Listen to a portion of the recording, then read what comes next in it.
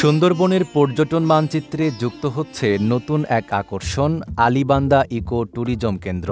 বাগেরহাটের শরণখোলা রেঞ্জে নির্মিত এই কেন্দ্রটি আগামী নভেম্বরেই খুলে দেওয়া হবে দর্শনার্থীদের জন্য। মাত্র ৪০ মিনিটে নদীপথে পৌঁছে যাওয়া যায় এই মনোরম স্থানে। রয়েছে ১ কিলোমিটার দীর্ঘ ফুট ট্রেইল, ৫০ ফুট উঁচু ওয়াচ টাওয়ার আর সুন্দরবনের শান্ত প্রকৃতি উপভোগের সব সুযোগ সুবিধা।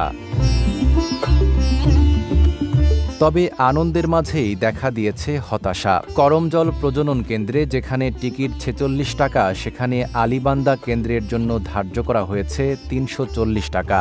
দৃঢ় বন্ধনের আস্থায় শক্তিশালী স্টিলের আরেকটি নাম জেডএসআরএম, যা প্রায় ৮ গুণ বেশি। একই বনের ভেতরে এত বড় রাজস্ব বৈষম্য মানতে নারাজ ট্যুরিজম ব্যবসায়ী ও সাধারণ দর্শনার্থীরা।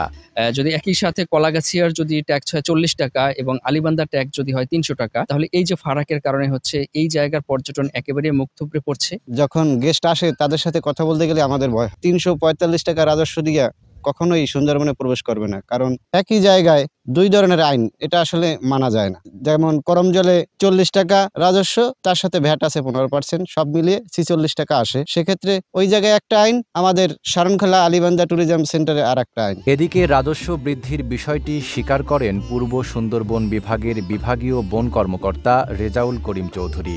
রেভিনিউ বেশি দিতে হচ্ছে, এটি সমস্যা হয়ে গেছে। সেখানে যে রেট তার চাইতে আলীবান্দাতে অনেক বেশি রেট।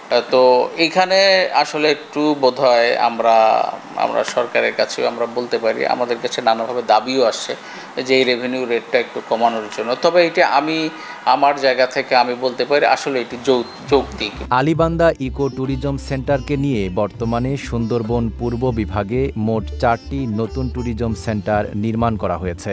আশা করা যাচ্ছে বন বিভাগের নীতি নির্ধারকরা দ্রুত এই রাজস্ব বৈষম্য দূর করে পর্যটকদের জন্য সুন্দরবনের নতুন এই দুয়ারকে আরও সহজলভ্য করে তুলবেন।